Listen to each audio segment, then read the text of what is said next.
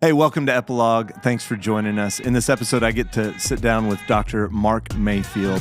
I just call him Counselor Extraordinaire because the guy's amazing. He's part of our church, and we're going to dig deep into the topic of the need to pause and silence and solitude. We're going to talk about how all this relates to the loneliness epidemic in our world today. So I hope you enjoy this episode and that you get something practical out of it. Well, Mark, thanks for joining us again, man. It's been a minute, but always good to have you on Epilogue. So how you doing? Good. Yeah? Yeah. I'm not sure when this is going to air. We either have impending our snowstorm or after our snowstorm here in Houston. It'll be before the snowstorm, alleged snowstorm. Yeah, we'll see what happens. I've just been told to get a folding chair and sit on the corner of some intersection and watch people try to drive around here. Yeah. That's really what happens. I mean, we don't,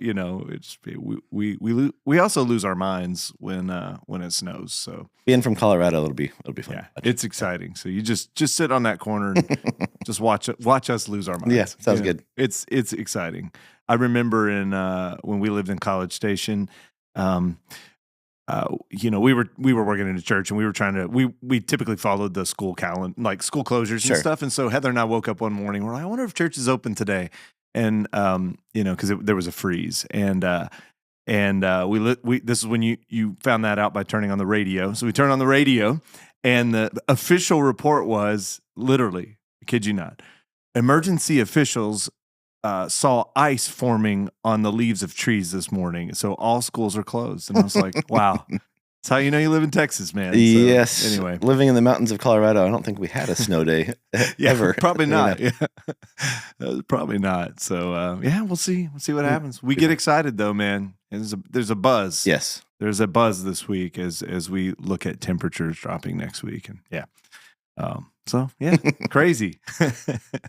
Well, hey, we have been now 2 weeks into our pause series, and just talking about the need to pause and take action to fight the pressure of distraction. And so we looked at Mary and Martha and focusing on what's most important, and then this past week we talked about silence and solitude and the importance of that, and how Jesus modeled it. And so, man, I wanted to have you on this. Obviously, man, you are a counselor, you're a mental health expert. You write on this and speak on this. And so, man, I thought it'd be really great to have you in here to connect the dots on obviously the mental health crisis that we see right now. Sure. But connecting that to the need to pause and some of the issues we've been talking about. And so I guess first of all, like mental health crisis. Yep. Is this happening? Yeah, it's interesting. I think there's a lot of research, not competing research. I think it's complementary research, but I don't know if we'd call it a mental health crisis as much as it being a loneliness crisis. Loneliness crisis. Yeah. So Vivek Murthy, our Surgeon General, had a 2023 report on the effects of loneliness. Yeah. And so loneliness and isolation, create avenues for mental health issues. Yeah. Because we're not in community, we're separated from each other, we're, distracted with technology on our phones, all that kind of stuff. And it makes way. It's a kind of a spiral. It makes way into anxiety, depression. Yeah. Oh yeah, for sure. Definitely opens the door to. I mean, you're just alone in your thoughts, and that's a scary place to be. Well, it's an echo chamber, and anytime we live in an echo chamber and we don't have somebody going, "Hey, yes, this sucks right now," but you'll be okay, and I'm going to walk with you through that, and we're going to do this together. If you don't have that, yes. So how do we? I mean, so loneliness crisis. People are more alone than ever before. What do we're talking about pausing. You're talking about silence and solitude, right? Getting alone.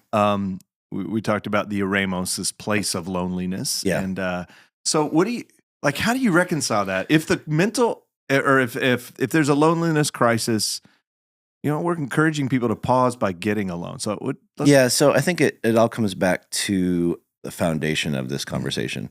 So all of us are going to experience bouts of being lonely. Yeah. right? And that's a feeling of disconnected. It's a feeling of not being seen, noticed, loved, valued. But many of us are geared towards coming out of that because we have a relationship with God. Mhm. Others, we have a stronger sense of self. We know our emotions well enough and our feelings that we're able to do things about it. We've got, those, but pervasive loneliness is, I think, where Satan can jump in and it begins to tell these lies that you're not worth it. You're not, there's hopelessness attached to it. Yeah. So I think, I wonder, and I haven't done this in preparation for this, but I wonder if we go into the Greek, that there's a difference between loneliness and isolation than there is solitude. Yes, absolutely. Right. And so parsing the Greek out in that, and I think the English version of the Bible, is great, but doesn't give us the depth. And so I think solitude is actually a spiritual discipline. Yes. Where loneliness and isolation are, I think, self-imposed, societal imposed, but it has more to do with how we think about ourselves.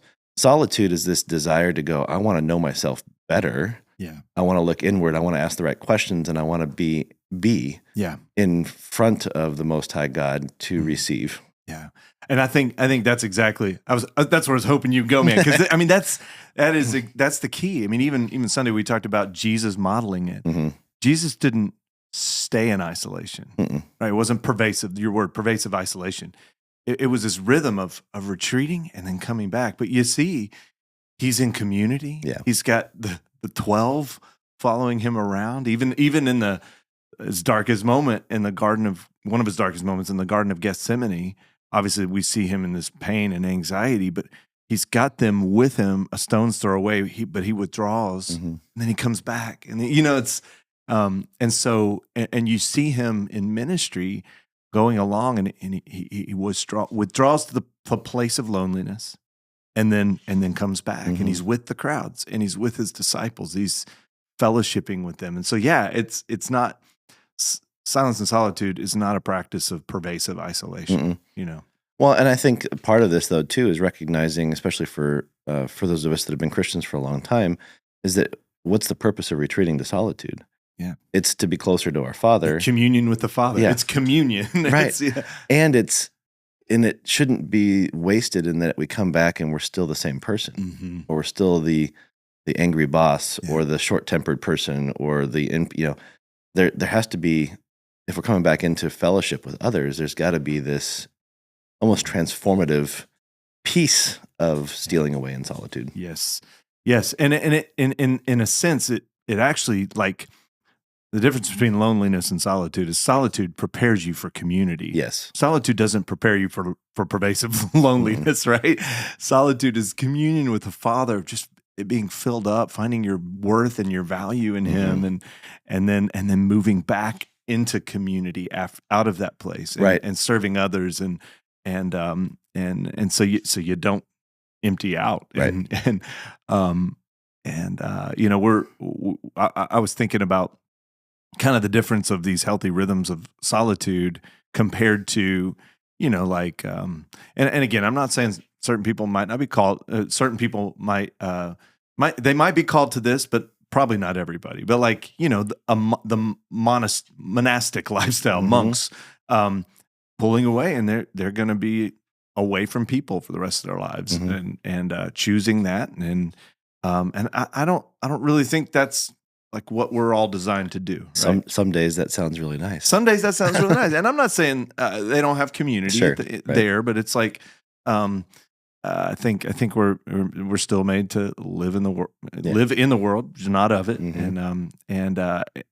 but these retreats to the eremos, into silence and solitude, prepare us to be in community. And they prepare us for the work God has for us to do. Yeah. And so I think that's the difference between solitude and pervasive loneliness. Pervasive loneliness is, people in pervasive loneliness, I'm imagining, aren't there for the purpose of connecting with God to be refilled and move back out, right? I think sometimes many people don't understand how they've gotten there. So when I'm working with clients in my counseling practice or in my coaching ministry, we have to backtrace kind of what are the breadcrumbs that show us how we got here so we can get out. Yeah. And it's just like those of us that wrestle with anxiety. If we're not paying attention to our levels of concern and worry, or our fear meter, we're going to end up in this pit of anxiety, and we're like, how did we get here? Before you know it. Before you know it. And so it's the same kind of thing, I think. Yeah. And I think one of the practices I do with my patients is helping them integrate solitude into their healing practices of loneliness. Good. So it's wow. Yeah, it can be a tool. That's really good. I mean, it's like, hey, in your loneliness, go to the lonely place. That's the irony there, but do it for this purpose, right? It's purposeful loneliness. Yeah. That's great. So you mentioned it earlier, and it's come up the last 2 weeks in our pod series is the distractions of our devices and how, I talked about it Sunday, how, silence and solitude, the purpose is to get away from the crowds, get away from the noises. But when we take these with us, we're taking the crowded noise with us. Sure.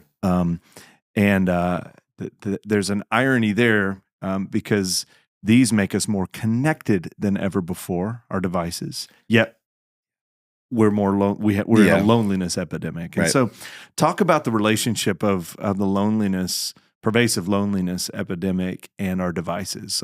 I think we need to figure out a different word. We're most connected. I wonder if there's a different word we can use. Most wired in or whatever.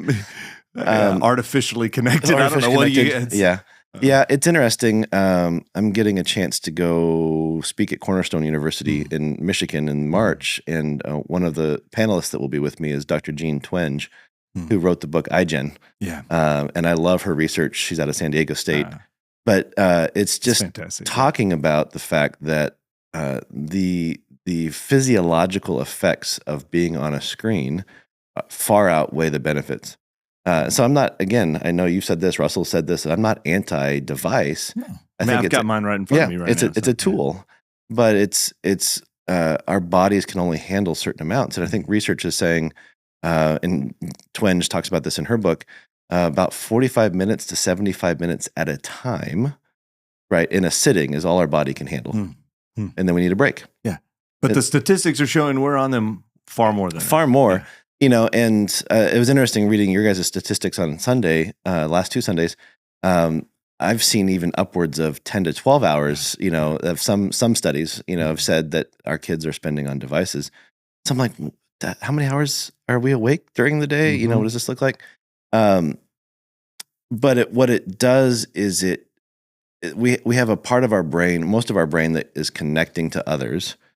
So face-to-face emotional reciprocity, body language, intelligence, and that kind of stuff is only it's a use it or lose it. Yeah, it's a use it or lose it principle. And so the more that we engage others face-to-face in proximity, watching their body language or responses. If I yell at you, you're going to react a certain way, and I should probably pick up on that, so I stop yelling at you. Those kinds of things dwindle. And so now we're behind these screens, and then we don't know how to have a conversation. Yeah.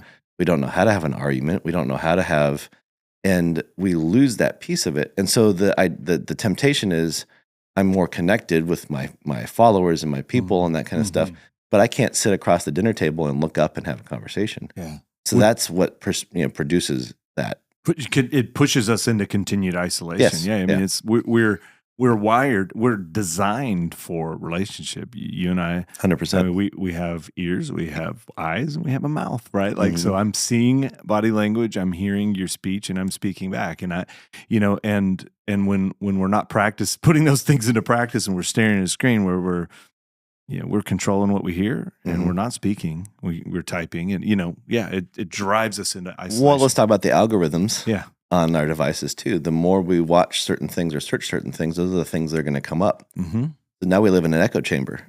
Yeah, that's right? a good point. Yeah. And so we're, think about the political situation this last year. If we're only looking at Republican stuff, all we're going to get is Republican stuff. And we might have a neighbor that's Democrat, but we don't have any talking points to sit with them and be in relationship with them, or a family member at Thanksgiving. No idea. We have no idea. Yeah. No idea how to bridge the gap, because it's actually manipulating our searches, and it's feeding us what we want. So it's that echo chamber piece. Yeah.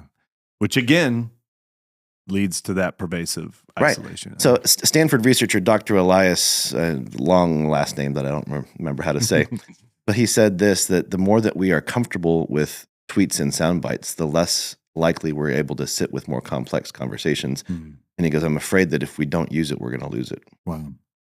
Yeah. You think is there any hope? Is there any, I mean, like, is there light at the end of the tunnel? Yes. Are we getting better or are we getting worse? What do you think? It goes back to the discipline of solitude. Yeah. Right. So if solitude was easy, we'd all be doing it on a daily basis or a rhythm type of thing. It's a discipline, just like discipline of prayer, Bible reading, scripture memory. They're disciplines. I think this is a discipline. And so I often ask families, what is your culture of tech at your house? Yeah. And they're like, what do you mean by what is my culture of tech? I'm like, well, is it just free for all? Yeah. Is phones in the room at night? Does everybody have a TV? Does everybody have a computer and iPad? Do you have any sitting around the dinner table? Like, what is your culture of tech? Everybody's going to be different. And so Sarah and I just tried something over Thanksgiving, and we did what we called 90s week. And so you shared this with me before, and I love that you did this. It was fun. Really cool. So our phones, tell us what you did. Yeah. Our phones were anchored at a place in our kitchen. Yeah. And we turned them up so if that rang or dinged, we could come and check it. No iPad devices or computers except in the office for work and that kind of stuff. And then we could only watch. Remember the live TV? Yep. We can only watch live TV. No, what's that like? I don't even know how to access live TV anymore. live TV, no streaming, no recording, that kind of stuff. And so we were outside more. We were playing remote control cars and our frisbees and baseball and that kind of stuff. Yeah. And our kids got along better. Yeah. Less arguing. Wow. And so we've maintained aspects of it. But there's, I think it wouldn't hurt for us to think about that. Think about, where do we put our phones? What is the first thing we look at in the morning when we get up? Do we have an alarm clock? Like, remember the old-fashioned alarm clocks that you could throw across the room? But then are we putting limits on the Wi-Fi? Is it being turned off at night so we don't have that radiation stuff going on? There's Faraday bags you can put over your phones and devices and that kind of stuff that help decrease the Wi-Fi radiation. But there's total health components to all this. Yeah. So another thing that we do, so I teach at Colorado Christian University in their master's program in counseling, and we have a spiritual formation and counseling class. That's one of the first classes that our students have to take. And the culmination assignment is a 3-hour silent retreat. Like completely. Like, do people die on these things or they act like no, seriously, like that's fun. They act like they're going to, because I can't tell you how many emails and phone calls I get. Are you sure? 3 hours of silence and I can't do it at home? No, you can't do it at home. You have to get it approved. Where are you going to do it? Well, I don't know. I don't know what I'm going to do. What do I do? Yeah, it's hilarious. Some of the excuses that come up, and I'm like, no, like if you want to pass this class, you got to do it. And they have to do a video reflection as their assignment, not a paper, but just, when they're done, it's ironic, turn on your device afterwards. But I'm thinking that as you're saying. Yeah, but a video reflection of their time.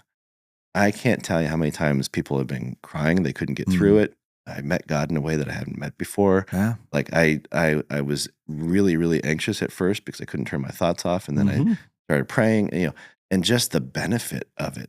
And so it's like, how do we, maybe not realistic to do a 3-hour silent retreat every week, but what are our rhythms of quarterly, biannually, there's some great places around here in the wintertime that you can get away up, get away. There's a place up in Tyler that's got cottages you can rent. There's camps, Yeah, there's even, places like, monasteries and stuff like that where you super, convents and stuff where you super cheap, you can go and they'll give you a room and sometimes a meal and so places like that where you can go and it's silent. It's meant for a silent retreat. But here's the thing, and I don't know if you guys are getting to this in the next couple of Sundays, but the thing is, I think people don't do it because they're afraid of what they might be confronted with. Sure, we touched on it this past Sunday, but you're faced with your remember the like Luke Skywalker. You're faced with your deepest fears and your anxieties, and like you said, when you're alone in your thoughts, it can be an echo chamber. And if we're not used to being alone in our thoughts, like it can be terrifying, and we don't know what to do with it. I mean, that's why I loved what you talked about on Sunday too, is that you sometimes have just turned off the radio in your car. And I used to travel quite a bit throughout Houston doing consulting and stuff, and I would just purposely turn off the radio and just be in silence. At first, it was really weird. Yeah. After a while, I'm like, I prefer it. Actually, I've enjoyed it. There've been some moments where kind of my reflex was like, I grab my phone and just by like reflexively plug it in, and then I'm like, no, I actually want to drive in silence, like, you know. Well, and I always challenge parents. If you have an iPhone, you get a screen report. Yeah. And so the goal is to like decrease that every week. You know. Yeah. Yeah. And I mean, I think we'd be surprised if we look at our phone. I'm always surprised when I look at even if I think I'm doing well. Like, I'm doing great. 5 hours a day. And I what look and I'm world? like, whoa, where did that go? And I'll like look through and I go, oh yeah, okay. There we, you know. But yeah, it's startling when we look at it. And I think, I mean, honestly, I think if there's no other takeaway from this talk that people walk away with, like establishing a culture of tech in your home is really good. Like of guidelines around it is really healthy. And that's if you live alone. That's if you're married and if you have a family. Like establish that culture, because what guidelines and boundaries and guardrails do you have personally in your marriage and then in your family? Like, you know, it's. Well, I will challenge you too. For those of us that are, you made this comment up on stage, that are not tech natives. Or digital natives. Digital natives, you know, we're digital immigrants in a lot of ways, because, you know, those of us that are in our mid-40s, we can close our eyes and spend some, take a little bit of time to get back there, but we can remember what it was like when we got our first computer and when, you know, the dial-up craze happened. But before that, I can remember vividly being a 13, 14, 15-year-old, like, what do I do? Like, at the end, my show's not on TV. I have to wait. Till next Saturday. I'm going to go play Legos. I'm going to go outside. I'm going to be with my friends. I'm going to have a game night with my family. Like, different world. Yeah. Why can't we get back to that in some degree? You know, it's a choice. Yeah. I mean, it's trade-off. Like I'm glad I don't have to call the movie theater to find out. And listen for them to I just remember calling the movie theater and they're listing the times for each day, and then it's like somebody says something, you're like, oh no, I missed it, and I got to call back. Or if your TV guide didn't show up in the mail that week, you know, you don't know what's coming up. Yeah. So I'm thankful for conveniences, but you're right. Like I remember a day when it was it's just a different world, and when I was bored, I didn't reflexively reach for my phone, which is what we do now. 77%. It's a Microsoft research statistic. 77% of us, when we're bored, we reflexively reach for our device. And if you want to get mad for a second, that has been done on purpose. Yeah, it's designed to lure us. It's designed to lure us. Yeah. It's the grandest marketing scheme in the world. It's addictive. I mean, that's the only explanation for mindless scrolling that we do. I mean, some of us can't do a 3-hour retreat like that because we don't know what to do if we can't do this with our thumb and scroll up and down. And this might be another conversation for a different time, but it points to the effect that we are emotionally inept as a society. We can't sit with the uncomfortable. And we can't sit with the uncomfortable because we don't want to wrestle with the uncomfortable and figure out what's going on inside of us so that we can change. We'd just rather numb it out and just keep on going with our whatever, you know. Yeah. Again, which goes back to the need for solitude to slip away personally and face the things that are uncomfortable. Right. Exactly. And, you know, it's like go to your Garden of Gethsemane and pour out your heart and pain to the Lord, right? But we are so uncomfortable doing that, so we numb it and keep scrolling and hope it'll just go away, right? You know, or we medicate, and nothing wrong with medication, but you know what I mean. Like we do everything but medicate, using the general term, TV, phone, yes, exactly, food, distractions, yeah. So man, great having you here, man. Great conversation, and I hope somebody takes something away from this and maybe considers establishing that culture of tech. I mean, I know, like, as a family, like, we're a lot like you. We talk a lot, but yeah, man, tech is not a pervasive part of our, like, as my notification goes off, right?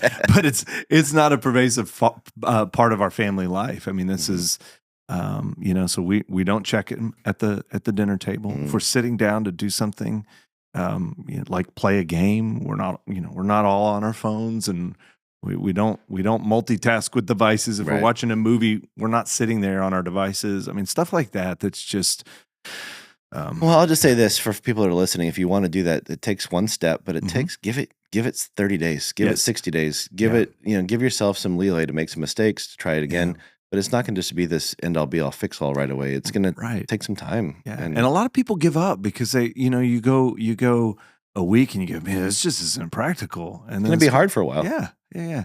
And I think that's where it's like, we'll push through that, make some adjustments as needed, and figure out what works for your family. And well, I just appreciate you guys here tackling these topics, because I think it's super important to be practical with our families at this church and giving them practical resources. So it's a great conversation. Yeah.